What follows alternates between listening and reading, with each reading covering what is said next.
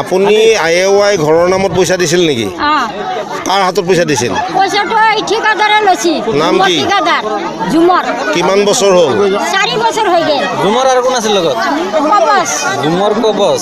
আৰু চেয়াৰমেনে নিছে 5000। চেয়াৰমেন কোন chairman? Hanif chairman. Hanif chairman. কিমান টকা দিয়া হ'ল টোটেল? 15000। আজি 7 বছৰ হ'ল।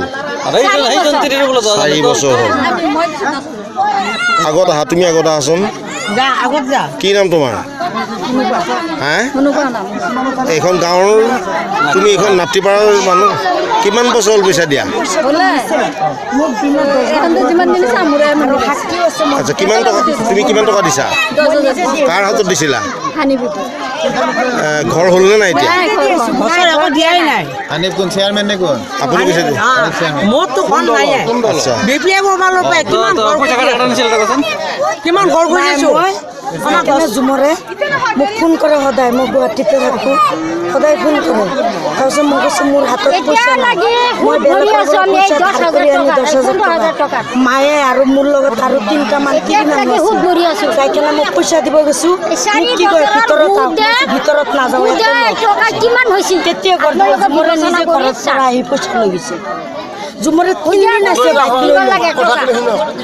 ঝুমৰ লগত কথা কৈ আছে যে কবচ আছে লগত, ঝুমৰৰ লগত আৰু ঝুমৰৰ কবচক মই একদিন কৈছোঁ পইচাটো মোক দিনে ৰাতি ফোন কৰি আনিছে, তো পইচাটো কিয় দিয়া নাই, এই ঘৰটো কিয় দিয়া নাই। তাৰপিছত কি কয় পইচা দিয়াতে কি মোক মাতিছিল নেকি এনেকৈ কয় কবচ। কবচ কোন দলৰ পাৰ্টি? এইটো ঝুমৰৰ লগত আছিল তেতিয়া।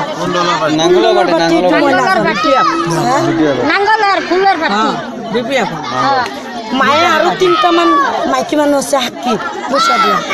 কার কার বলছেন যে একবার কইছেন আমার পরে 2000 কিংবা 5000 কার কার বলেছে কই দিছেন একবার পয়সা দিছেন? আপনার পরে কি হাজার নিছে? 10,000 ঝুমরে। আমার তাতে 8,000 নিছে, 4,000 ঘূৰাই দিছে, 3,000 আজি 1,000 দিয়া কথা দিয়া না। কোনে? আৰু আমাৰ ঘৰটো 6 নম্বৰতে আছে। কোনে নিছিল পইচাটো? ঝুমৰক দিছোঁ। এতিয়া একাউণ্ট পৰ্যন্ত কৰা হৈছে। আৰু আজি পইচা ঘূৰাই দিয়া কথা আছিল? আজি 1,000 ঘূৰাই দিয়া কথা আছিল, আগে 4,000 দিছে, এতিয়া আকৌ তোমাক পইচা ঘূৰাই দিছে আৰু 1,000 হে পাবা। তাৰমানে সিহঁত BPF-ৰ মানুহ? আৰু BPF আমাৰ ঘৰটো 6 নম্বৰত যে আছে চবেই দেখা পাইছে। আমি ঘৰটো আজিলৈকে পোৱা নাই, মাটি কাটি আজি 5 বছৰ ধৰি থৈছোঁ। আপোনালোকে লাগে যায় চাই আহিব। ঠিক আছে বাৰু, আপোনালোকৰ এইখিনি মানুহৰ উন্নয়নৰ ক্ষেত্ৰত কি কৰিছে নকৰিছে আমি খবৰ ল'লোঁ। লাগে মই বহুত পইচা খৰচ কৰিছোঁ। আৰু যেতিয়া এই চেয়াৰমেন যেতিয়া আছিল ডেঙু বস্তি, চেয়াৰমেনৰ একাউণ্ট চেকাউণ্ট হৈ গ'ল ঘৰত, তথাপিও মোক 500 টকা দি একাউণ্ট খুলিলোঁ, তথাপি মোক ঘৰটো নিদিলে। লগৰ ঘৰ এইটো হৈছে কিন্তু মোক ঘৰটো নিদিলে। সেইকাৰণে এতিয়া বিচাৰিছোঁ পৰিৱৰ্তন হ'ব লাগে।